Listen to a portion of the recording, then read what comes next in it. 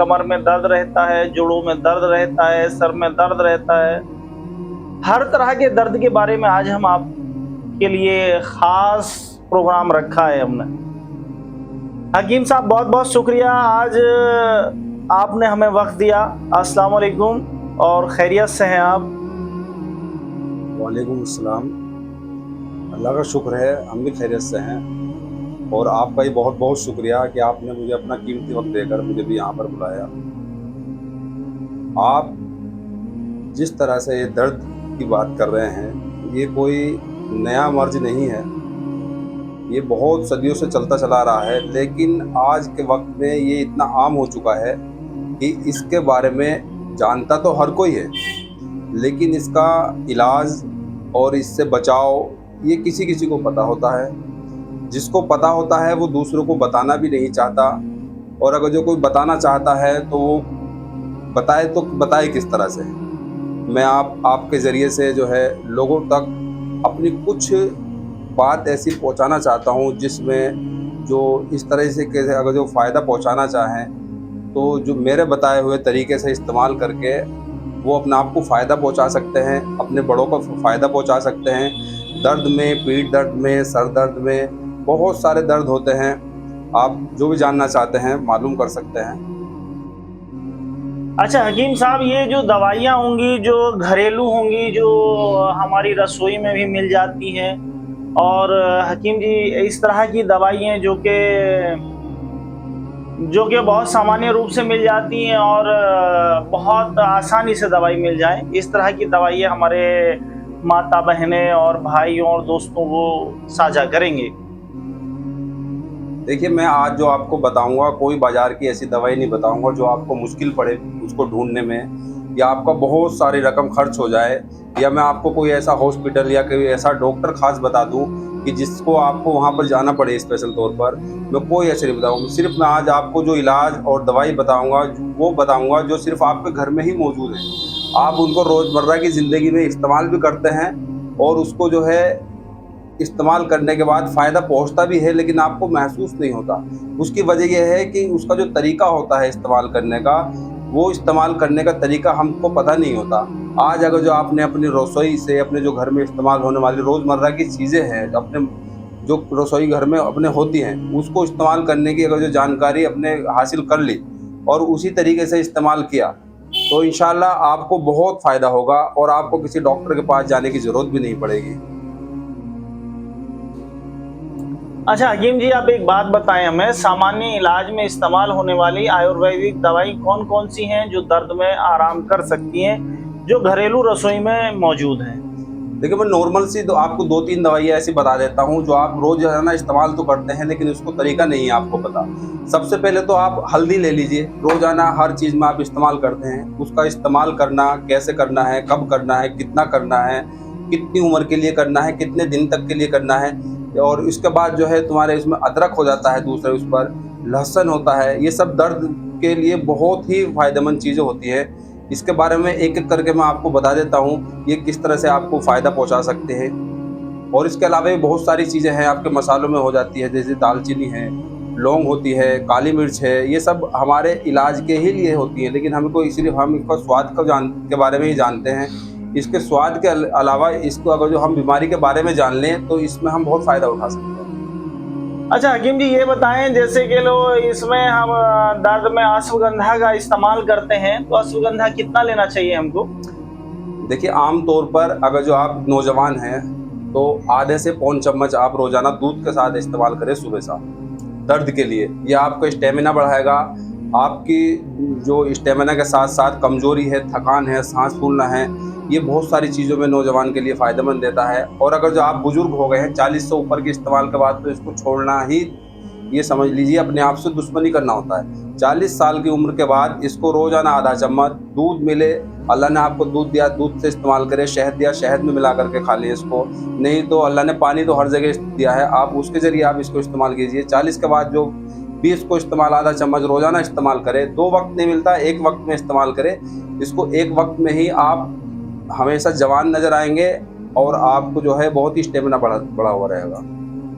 अच्छा हकीम जी, हमें ये बताएं कि अगर कोई हमारी माता बहन या बुजुर्ग ये चाहें कि हम इसको कुछ मात्रा में एक साथ पाउडर बना के घर में रख लें, तो आप क्या बताएंगे? जैसे कि हमें अश्वगंधा कितने ग्राम लेना चाहिए, हल्दी कितनी ग्राम लेनी चाहिए, वगैरह वगैरह, जो इस तरह की दर्द निवारक दवाइयाँ हैं आयुर्वेद में, वो जरा कुछ हमको बताएं कि कितना कितना लेना चाहिए। देखिए, अश्वगंधा बाजार में बहुत आसानी से पाउडर के रूप में मिल जाता है और ये मोटे रूप में मिल जाता है। और अश्वगंधा का शरबत भी बहुत आसानी से बाजार में बहुत सारी कंपनियां हैं जो बाजार में उपलब्ध करा देती हैं। आपको जैसे भी आसानी से मिले, शरबत के रूप में मिल जाए, पाउडर के रूप में मिल जाए या किसी भी तरीके से मिल जाए, आपको इस्तेमाल करना चाहिए।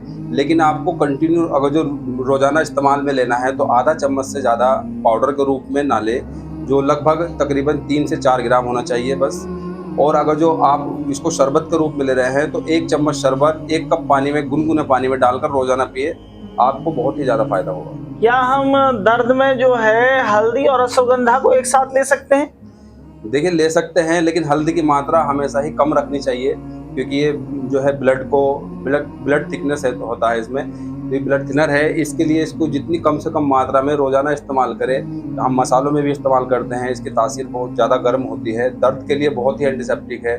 इसको खुले ज़ख्म पे भी लगा सकते हैं, सरसों के तेल में मिला करके आप खुले ज़ख्म पे लगाइए इसको।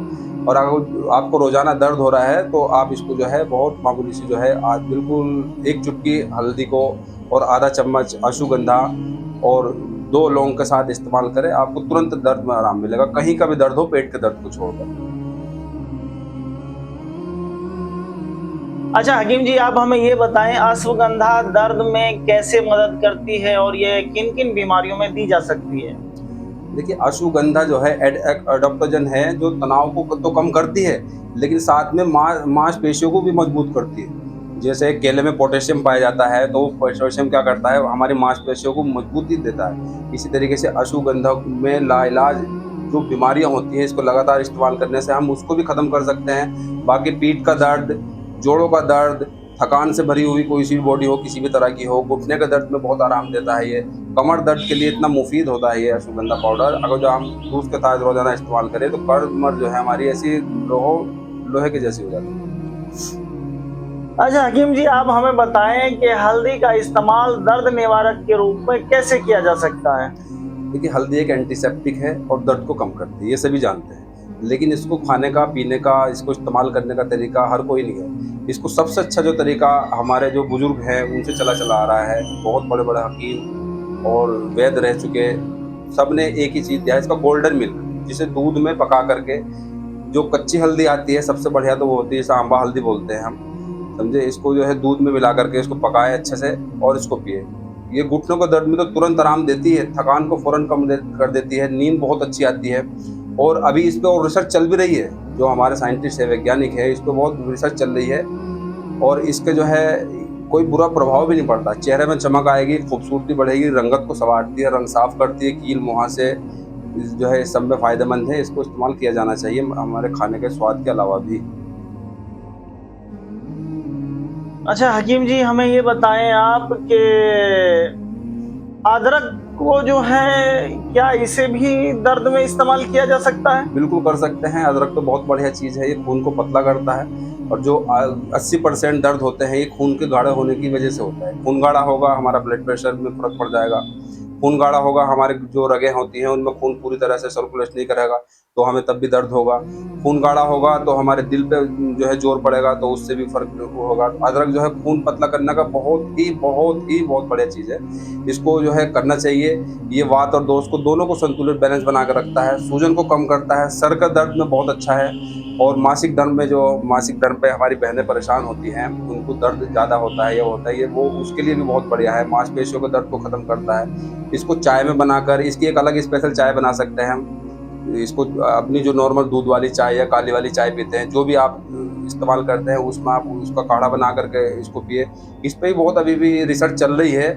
इसका पाउडर भी इस्तेमाल कर सकते हैं, या नहीं तो अब तो 12 महीने जो है, हाँ, किसी भी मौसम में अदरक, ताज़ा अदरक मिल जाता है, आप उसको कूट के अच्छे से जो है पका करके इस्तेमाल करें। और ये दर्द को तो ये समझ लीजिए हाथों हाथ 50 से 60% कम कर देता है। अच्छा, अदरक को क्या पाउडर के रूप में भी लिया जा सकता है? जी, पाउडर के रूप में आप सुखाकर इसको कूट कर रख सकते हैं, सालों साल भी खराब नहीं होगा कभी भी, बस इसको नमी वाले उसमें ना रखें। और आसानी से बाजार में मिल जाता है, जिसको हम सौंठ भी कह देते हैं, सौंठ का पाउडर या अदरक का पाउडर भी कह देते हैं। ये बहुत आसानी से मिल जाता है, बिल्कुल दोनों बराबर ही मात्रा में काम करेंगे। अच्छा, अदरक को सौंठ भी कहते हैं? जी, सौंठ कहते हैं इसको, अच्छा, सूखे अच्छा। अदरक को सौंठ कहते हैं, इसको पीस के जो है तो अपन इसको बना तो सकते अगर हम चाहें कि अश्वगंधा और सौंठ को जो 50-50 ग्राम मात्रा में अगर कूट पीस लें और इसको जो है गर्म पानी से आधा आधा चम्मच लिया जाए तो क्या कैसा रहेगा इसका रिजल्ट? तुरंत आराम मिलेगा एकदम फौरन। दांत के दर्द में अगर जो आपने दोनों चीज़ों को आधा आधा गुनगुने पानी में मिला करके पी लिया, दांत का दर्द, सर का दर्द और जो आपका ये गर्दन की मांसपेशियों का दर्द होता है जो है, तो ये बहुत जल्दी तुरंत आराम देता है इसको। और लंबे समय तक इस्तेमाल करेंगे तो आपको घुटनों के दर्द से भी निजात मिल जाएगी। अच्छा, अदरक का काढ़े के रूप में भी इस्तेमाल किया जा सकता है? जी बिल्कुल। इस काढ़ा बनाने के लिए क्या प्रक्रिया है? इसे काढ़ा कैसे बनाया जाए? 1 इंच अदरक का टुकड़ा लेना है, आधा इंच उसमें जो है आपने दालचीनी लेनी है, 2 लौंग लेनी है और 1 काली मिर्च का लेना है। इसको कूट के इतना पका लें कि आपका जो है 1.5 कप पानी 1 कप पानी रह जाए। इसको गरम-गरम सिप कर के पीना है आपको। नाश्ते के 1 घंटे बाद पिए और शाम को खाने से 1 घंटा पहले पिए। ये आपके हाजमे को भी अच्छा रखेगा, तुरंत एनर्जी देगा और दर्द कहीं का भी हो फ़ौरन आपको फ़ायदा पहुँचाएगा। अच्छा, ये काढ़ा तो नज़ले में भी आराम करता है? बहुत फ़ायदा, रात को सोते समय इसी काढ़े को एक बार रात को सोते समय ले, बलगम सब निकाल देगा, कुछ लैट्रिन के रास्ते से निकाल देगा, कुछ आपको जो है खांसी के रास्ते से बाहर आ जाएगा। फेफड़े एकदम आपके बहुत अच्छे हो जाएंगे। जो बीड़ी सिगरेट पी के जिन्होंने अपने फेफड़े गंदे कर रखे हैं, उनको तो पीना ही चाहिए ये, ताकि उनके फेफड़े बहुत अच्छे से काम करें।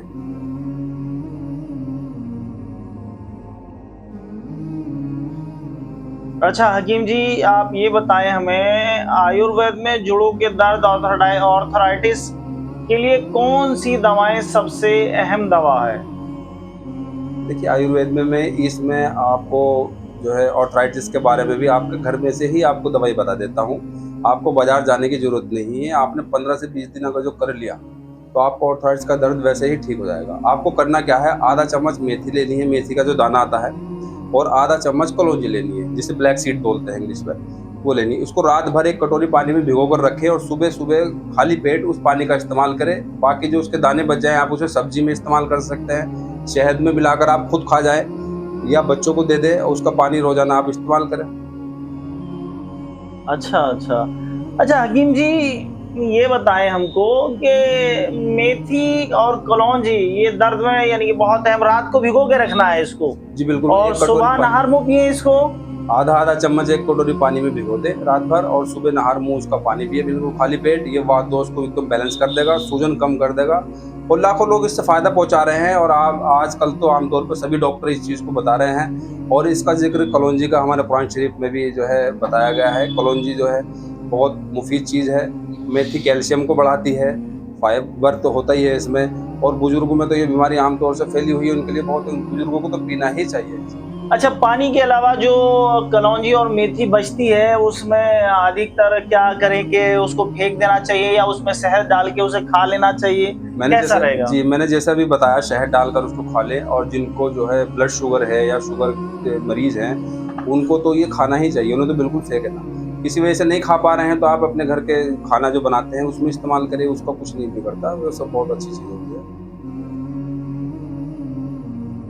अच्छा हकीम जी, ये बताएं, हमारे माता बहनें बुजुर्ग बहुत लोग सर दर्द से बहुत ज्यादा परेशान रहते हैं और इतना सर दर्द से परेशान रहते हैं कि वो काम नहीं कर पाते हैं, परेशान रहते हैं। तो क्या आप कुछ ऐसा उपचार, ऐसी कोई दवाई बताएं जिससे हमारी माता बहनें जो है, जैसे 45 और 50 साल के बाद पीरियड बंद हो जाता है और पीरियड बंद होने के बाद हमारी माता बहनों को जो है सर दर्द की शिकायत अक्सर रहती है और वो सर दर्द से परेशान रहती हैं, सर में भारीपन रहता है, सर में झुनझुनाहट रहती है, काफी लोग परेशान है। तो इसके लिए क्या किया जाए? देखिए, सर दर्द जो है ये कई तरह का है। आजकल की रोज़मर्रा की भाग-दौड़ वाली ज़िंदगी में एक तो जो टेंशन होती है ना, उससे बहुत ज़्यादा लोगों ने अपने आप को बोझ समझ रखा है कि ये हम पे बोझ है टेंशन। तो उससे भी सर दर्द होता है। एक होता है माइग्रेन। माइग्रेन के लिए, माइग्रेन से ही शुरुआत हमारी टेंशन की होती है। दोनों चीज़ों को एकदम ख़त्म कर देगा। मैं आपको एक बहुत ही आसान सा, आपको ये भी मैं घर से ही बता देता हूँ, जो आपके घर में ही इस्तेमाल है। इसके लिए भी कोई बाजार जाने की ज़रूरत नहीं है। आपको जैतून के तेल की एक एक बूंद रात में सोते समय रोज़ाना नाक में डालनी है। ये 1 हफ्ते में 10 दिन के अंदर आप डालेंगे, आप देखेंगे आपका माइग्रेन का पता भी नहीं चलेगा, तनाव भी कम हो जाएगा, नींद बहुत अच्छी आएगी आपको। नज़ले में जैसे नाक बंद हो जाती है हमारी सोते हुए, वो नींद बंद जो है, हमारी नाक बंद नहीं होगी नींद में। और जो लोग खर्राटे लेते हैं नींद में, अक्सर आपने देखा होगा खर्राटे ले रहे हैं, धीरे-धीरे अगर लंबे समय तक इस्तेमाल करेंगे, उनको खर्राटे लेने भी बंद हो जाएँगे। जैतून का तेल तनाव को इतना कम कर देता है, आप कितनी भी टेंशन लेते फिर रहे हो, आपको पता ही नहीं चलेगा कब दर्द में तो राहत देती है। इसको रोज़ाना 1 चम्मच सुबह-सुबह नहा मुँह आप वैसे इस्तेमाल कर लें खाली पेट, ये बहुत ही फ़ायदेमंद देगा। और इसे पीने से कोलेस्ट्रॉल नहीं होगा। दिल के बीमार के लोग को जैतून का तेल इस्तेमाल करना चाहिए, खाने में भी, खाली पेट भी, सादा ऐसे भी पीना चाहिए इसको, तब जो कि आजकल के नौजवानों में बहुत ज़्यादा है। अच्छा हकीम जी, हमें बताएं, हमारी माता बहनें, बुजुर्ग भाई, काफी लोग कमर दर्द से परेशान रहते हैं, उनके लिए कोई आयुर्वेदिक ऐसा तेल बताएं जिससे वो मालिश करें और उन्हें राहत पहुंचे। देखिए, कमर दर्द के लिए जो मैंने दवाइयाँ बताई हैं, ये कमर दर्द में भी फ़ायदा देंगी आपको। लेकिन अगर जो मालिश की बात आपने जब करी दी है, तो मैं आपको मालिश के बारे में एक तेल ऐसा बता देता हूँ, जो आप अपने घर में बना कर रखें। और जब भी कभी बच्चे के, छोटे के, किसी की चोट वो लग जाए या किसी के मोच आ जाए, उसमें तो फ़ायदा देगा ही है। लेकिन जो लंबे समय से घुटने के दर्द से, कमर के दर्द से परेशान हो रहे हैं, इसको इस्तेमाल रोज़ाना मालिश करें सुबह-शाम, इंशाअल्लाह वो बहुत जल्दी अच्छे से हो जाएँगे। मैं बता देता हूँ उसको। आपको करना क्या है, लौंग का तेल लेना है और एक अरंडी आती है, अरंडी का तेल लेना है और उसके साथ में जैतून का तेल। तीनों जिसे को, कैस्टर ऑयल कहते जी, हैं, जी, वही कस्टर्ड, वही जी, है जी, जी, आरएनडी बिल्कुल, का। बिल्कुल अरंडी वही। लौंग का तेल, क्लोव ऑयल हो गया आपका, ऑलिव ऑयल हो गया, ये तीनों तेलों को आप बराबर मात्रा में एक जगह मिला करके अच्छे से रख लीजिए इसको। और जहाँ दर्द हो रहा है, उस मांसपेशी की अच्छे से मसाज करें, सुबह-शाम मसाज करें। किसी की चोट लग गई, मोच आ गई, किसी के वैसे दर्द हो रहा है। और जो ऑफ़िस में काम करते हैं, जो 8-8, 10-10 घंटे हमारे नौजवान भाई जो है सीट पे बैठे रहते हैं, उनकी कमर में अक्सर दर्द हो जाता है। तो वो रोज़ाना इसका इस्तेमाल करें, उनको पता नहीं चलेगा, स्ट्रेस कम करेगा। ये बिना दवाई की बहुत अच्छी सर्जरी है, ये बिना दवाई के आप जो है ये अपने दर्द को कम कर देगा। दवाई खाने भी नहीं चाहिए दवाई जो है। अच्छा हकीम जी, बहुत सारे लोग आजकल देखा जा रहा है, बच्चे, बूढ़े, माता बहनें सभी दांत दर्द से परेशान रहते हैं। दांत में अक्सर कर कीड़ा लग जाता है, दांत खोखरे हो जाते हैं, दांत में परेशानियां, सड़न वगैरह स्टार्ट हो जाती है। तो जब हम दर्द की बात कर रहे हैं तो दांत दर्द को कैसे भूल सकते हैं, क्योंकि दांत दर्द तो बहुत ज्यादा लोग दांत दर्द से आजकल परेशान है। क्या आप थोड़ा सा रोशनी डालिए दांत दर्द के ऊपर भी। देखिए, दाँत का दर्द ये ऐसा दर्द है जो अक्सर रात में ही परेशान करता है। और ये जब परेशान करता है तो क्यों रात में ही क्यों परेशान करता है? ये रात में इसलिए परेशान करता है, रात में उन लोगों को परेशान करता है जिनके दाँतों में कैविटी हो गई, जो रात को साफ करके नहीं सो रहे हैं। और जो अपना दाँत जिनके बिल्कुल खोखरे हो चुके हैं, जिनके दाँत फूलते हैं या कोई और परेशानी उनके अंदर मुँह में है। तो जब रात को आराम मिलता है, जो बैक्टीरिया होते हैं वो एक्टिव हो जाते हैं जब मुँह बंद होता है। जब तक हम बोल रहे हैं, खा पी रहे हैं, तो बैक्टीरिया उतने एक्टिव नहीं हो पाते जो हमें परेशान कर। हल्का-फुल्का दर्द होता है, वो हम सहन कर लेते हैं। लेकिन जैसे ही हम रात को नींद में होते हैं, तो हमारा मुँह आराम की उसमें पोज़ीशन में पहुँच जाता है, तो जो बैक्टीरिया हमारे मुँह में पनप रहे हैं, वो एक्टिव हो जाते हैं। और इसके अलावा एक पेस्ट बना है, उससे मसाज करें। जैसे 2-3 बूंद सरसों की तेल ले लें आप, और 2-3 बूंद जो है नींबू की ले लें, और 1 चुटकी हल्दी और 1 चुटकी नमक, सादा नमक जो घर में इस्तेमाल करते हैं वही। और इनको अच्छे से मिलाकर मिक्स कर करके इसकी मसाज करें, मसूड़ों पे, दाँतों पे साफ़ करें इसको। और इसको बाद जो है रोज़ाना इस्तेमाल करें सुबह-शाम। आपका दाँत का दर्द हाथों हाथ तो ठीक हो गई, और जो आपके मुँह की बीमारी है, वो बहुत अच्छे से ठीक हो जाएगी। पता भी नहीं चलेगा आपको कब आपके मुँह की ठीक हुई। यहाँ तक कि मुँह का कैंसर पे भी प्रभावशाली है ये चीज़। अच्छा हकीम जी, हमें आप ये बताएं कि इन दवाइयों को, जो आयुर्वेद दवाइयाँ होती हैं, यूनानी दवाइयाँ होती हैं, इन्हें कैसे स्टोर करें, कैसे लंबे समय तक इस्तेमाल करें? देखिए, जो ये सफ़ूफ़ है पाउडर, इसके तो कुछ आपने अच्छे से साफ़-सफ़ाई जगह में, सूखी जगह में रखना है इसको, तो ये तो आप कभी तक भी रख सकते हैं। बाकी जो और दवाई हैं, ये 2 से 4 हफ़्ते आसानी से चल जाती हैं। अदरक है, अदरक आपका जब तक ख़राब नहीं होता, आप रोज़ाना ताज़ा लें, उसको इस्तेमाल करें। हल्दी पाउडर है, ये भी जल्दी से ख़राब नहीं होता। बस सूखी जगह रखें इसको, और इसमें जाला वगैरह ना पड़ने दें। तो ये अपना बहुत अच्छे लंबे समय तक रुकी रहती है, कोई परेशानी वाली बात नहीं है इसमें। अच्छा हकीम जी, हमें ये और बताएं कि कुछ हमारी माता बहनें, भाई, दोस्त, बुजुर्ग जो हैं वो ऑलरेडी जो एलोपैथी दवाइयों का यूज कर रहे हैं, तो क्या उसके साथ में आयुर्वेदिक यूनानी दवाइयों का यूज किया जा सकता है? देखिए बिल्कुल किया जा सकता है, लेकिन उनका इंटरेक्शन चेक जरूर कर लें, और एलोपैथिक और आयुर्वेदिक दवाइयों के बीच में कम से कम 30 मिनट का अंतर रखें खाने में। जैसे अब हल्दी ब्लड थिनर की दवाओं के साथ आती है, और हर दवाओं में ब्लड थिनर होता है, एलोपैथिक में भी लगभग लगभग सभी। तो इसलिए आधा घंटे का वो रखें और इनका इंटरेक्शन जरूर चेक करें, क्योंकि ये इंटीग्रेटिव मेडिसिन है, ये आम है। अच्छा हकीम जी, कुछ बच्चे भी आजकल देखा गया है कि बच्चों में भी दर्द की वजह से परेशान रहते हैं, तो क्या बच्चों के लिए भी आयुर्वेदिक कोई दवाई बताएं जो सुरक्षित हो? देखिए आयुर्वेदिक जो हम घर में मसाले अपने या घर में किचन में इस्तेमाल कर रहे हैं, वो तो सब सुरक्षित ही हैं। लेकिन अगर जो आप आयुर्वेद में बच्चों का इलाज करना चाह रहे हैं, तो 6 साल से ऊपर का बच्चों का ही, वो भी डॉक्टर की देख-रेख में ही इस्तेमाल करना चाहिए। उससे कम बच्चों की उम्र में इस्तेमाल बिल्कुल ना करें, और कम मात्रा में करें वो भी।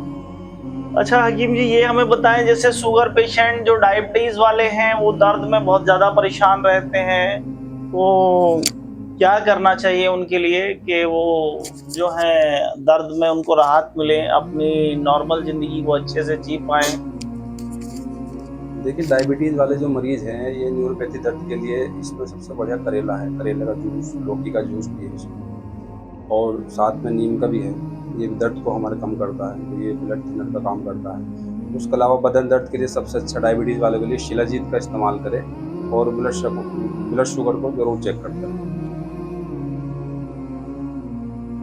अच्छा हकीम जी, हमें ये बताएं, घरेलू उपाय दर्द के लिए जो है आयुर्वेद से बिल्कुल अहम चीजें क्या-क्या ज़रूरी हैं, जो कि हम उनको मालिश भी कर सकते हैं, दवाई के रूप में भी इस्तेमाल कर सकते हैं?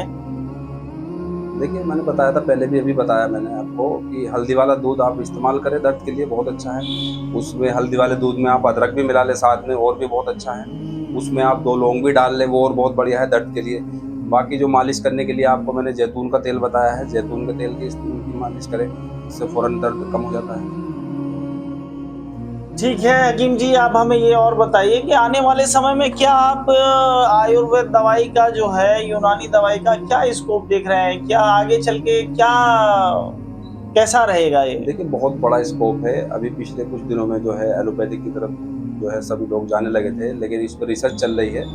ये क्योंकि कुदरती है, नेचुरली है, तो सबका विश्वास फिर से वापस इस पर आ रहा है। बहुत बड़ा स्कोप है ये आने वाले वक्त में। ये समझ लीजिए अधिकतर इलाज इसी पे संभव हो पाएगा। अच्छा हकीम जी, हमें ये बताएं कि आप हमारे जो ऑडियंस हैं, जो सुन रहे हैं हम लोगों को, क्या उन्हें कोई अंतिम सलाह देंगे दर्द से बचने के लिए? जी बिल्कुल सलाह देंगे। देखिए एक्सरसाइज ज़रूर करें, और उसके साथ में एक्सरसाइज के साथ में अपना अच्छा खान पीन रखें, मोटापा ना बढ़ने दें, और समय समय पर अपना चेकअप भी ज़रूर कराएं। और इसके साथ में एक एडवाइस दूंगा, जिसमें आपको बस 3 बात पे ध्यान करना है। एक तो कम सोना। कम सोना का मतलब ये नहीं कि 1-2 घंटा सोना, कम से कम 6 घंटे की नींद, और इससे ज़्यादा की नौजवान के लिए सही नहीं है। कम कम सोना और कम खाना और कम सोचना, ये सबसे बड़ी बीमारियों का कारण बनता है, और ये उम्र को भी घटा देता है। अगर जो आप इन चीज़ों पे, तीनों पे काम कर लेंगे, आपकी उम्र भी बढ़ेगी, आप एकदम नौजवान नजर आएंगे। कम सोना है, कम सोना मतलब ये है कि कम से कम 6 घंटे, ये नहीं कि 10-10 12-12 घंटे तक आप सोते रहें। अच्छा हकीम जी, आप हमें ये और बताएं कि आयुर्वेद दवाओं के क्या साइड इफेक्ट होते हैं? क्या दर्द निवारण में बहुत अच्छा रिजल्ट होता है इसका? देखिए दर्द निवारण में बहुत अच्छा रिजल्ट है इसका। ये कुदरती होने की वजह से इसमें कोई साइड इफेक्ट नहीं होता, लेकिन ज़्यादा मात्रा में अगर जो इसका इस्तेमाल करते हैं, तो ये डायरेक्ट पहले पेट पे असर करती है। तो लेकिन इसको आप कम करेंगे तो आप नॉर्मल हो जाएंगे। इसको पेट अगर ख़राब होता है तो उसके लिए अलग से इलाज कराने की ज़रूरत नहीं। आपका जो है इसको कम मात्रा में इस्तेमाल करें, डॉक्टर की सलाह से ले। एलोपैथिक दवाओं से बेहतर है, ये जड़ से इलाज करती है, और ख़त्म ही करके जो है आप अगर जो लंबे समय तक करते हैं, तो इलाज को दोबारा ज़रूरत नहीं पड़ेगी आपको। धन्यवाद हकीम जी, आपका बहुत-बहुत शुक्रिया हमारे यहाँ आने के लिए। आपने अपना कीमती वक़्त हमारे भाइयों-बहनों को दिया। इसके लिए हम तहे दिल से आपका शुक्रगुजार हैं। वह आपने जो है हमें वक्त देने के लिए बहुत बहुत शुक्रिया। अगर आपको कोई सवाल है जो आप हमारे हकीम जी से पूछना चाहते हैं तो आप हमें कमेंट्स करें, और जो भी आप मशवरा लेना चाहें वो कमेंट्स करें। और वीडियो पसंद आए तो सब्सक्राइब करें और लाइक करें और अपने दोस्तों के साथ साझा करें, और जो भी ज़रूरतमंद लोग हैं उनको हमारी वीडियो ज़रूर पहुंचाएं। हम जो भी आपके सवाल कमेंट्स में आएंगे हम उनको लेकर हकीम जी से मशवरा करेंगे, और हकीम जी को आपके सामने लाइव भी लेकर आएंगे। और वीडियो को जो है आप आगे बढ़ाइए, अपने दोस्तों को भेजिए, और आने वाली वीडियो में हम आपको फिर से जो है हकीम जी से रूबरू कराएंगे। दोस्तों, यही आज हमारा दर्द के ऊपर कार्यक्रम था। बहुत बहुत शुक्रिया आपका, आपने हमें देखा और हमें सुना। अगर हमारी वीडियो पसंद आए तो इसको लाइक और सब्सक्राइब कीजिए। धन्यवाद। शुक्रिया।